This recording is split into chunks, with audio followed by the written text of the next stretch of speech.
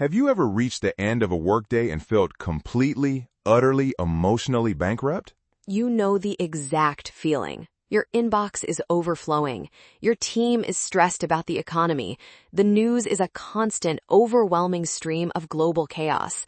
And right in the middle of all of this, someone comes to you needing help.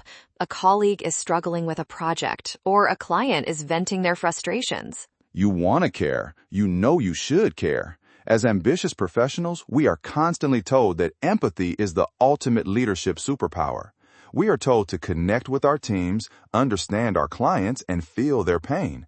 But deep down, in that moment, the tank is just empty. So what happens when feeling everyone else's pain starts destroying your own peace of mind? You start putting up walls. You become cynical. You find yourself detaching from your team and your loved ones just to survive the week. You suffer from compassion fatigue. And suddenly, the very trait that made you a great leader, your ability to deeply connect with others, is the exact thing draining the life out of you. But what if there was a different way to think about this? What if caring didn't have to cost you your own well-being? This is the core question explored in How to Sustain Your Empathy in Difficult Times by Jamil Zaki. Zaki is a renowned research psychologist, and his work shatters the single biggest myth we have about empathy in the workplace. Most of us think empathy is a fixed personality trait. You believe you are either a bleeding heart who absorbs the world's pain, or you are cold and calculated. And if you happen to be a highly empathetic leader, you just accept that suffering the consequences of carrying everyone's stress is part of the job description. But Zaki proves that empathy is not a fixed trait. It is a muscle. And even more importantly, it is a dial that you can consciously learn to turn up or down. The single most game-changing framework in this book is understanding the critical difference between emotional empathy and compassionate empathy. Emotional empathy is when you actually catch someone else's feelings. It is emotional contagion. Your employee is panicking about a missed deadline, and suddenly your own chest tightens. Their anxiety spikes your cortisol.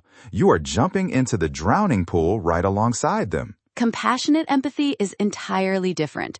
It is understanding what someone is going through and deeply caring about their well-being, but maintaining a firm emotional boundary so you can actually be of service to them. You don't absorb their panic. You offer your stability. Let's look at what this looks like in action. Imagine a senior director. We'll call her Sarah. Sarah's company is going through massive restructuring. Rumors of layoffs are everywhere. Her team is terrified. Every single one-on-one meeting Sarah hosts is filled with intense anxiety, venting, and even tears. For the first few weeks, Sarah practices emotional empathy. She is a sponge. She absorbs every ounce of their fear. She takes their anxiety home with her to her family. She loses sleep. Within a month, Sarah is completely burned out. She is paralyzed by the emotional weight and unable to make the clear, strategic decisions required to actually protect her team's projects. Her unchecked empathy became a massive liability. Then, Sarah realizes she is experiencing empathic distress, and she shifts her approach to compassionate empathy. The next time an employee comes into her office panicking, Sarah stops mirroring their physiological panic. She takes a breath. She listens deeply. She completely validates their fear by saying, "I understand why this uncertainty is incredibly stressful." But she stops short of internalizing that fear. She stands firmly on the edge of the emotional pit rather than jumping in.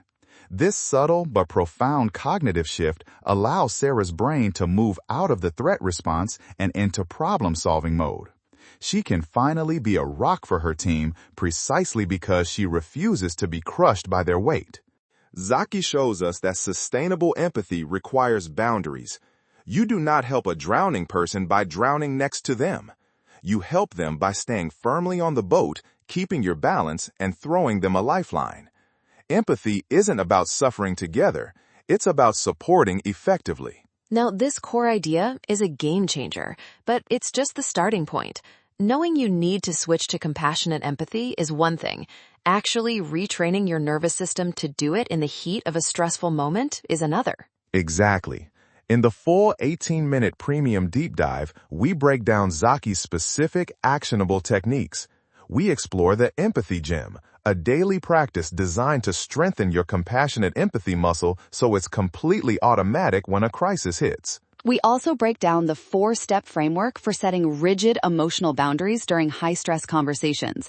And we reveal the one common catastrophic mistake leaders make when trying to protect their energy, a mistake that accidentally breeds toxic cynicism and destroys team trust. These are the details that separate theory from real-world results.